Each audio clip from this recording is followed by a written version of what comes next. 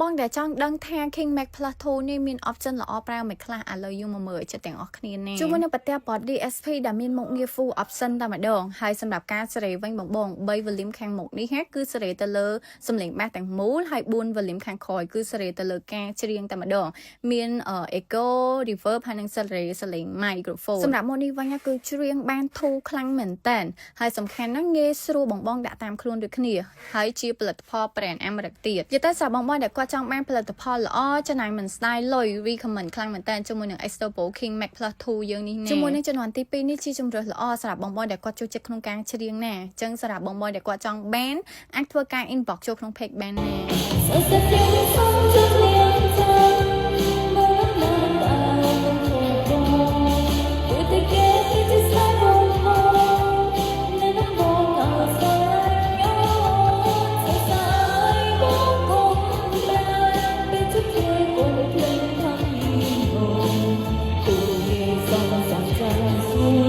That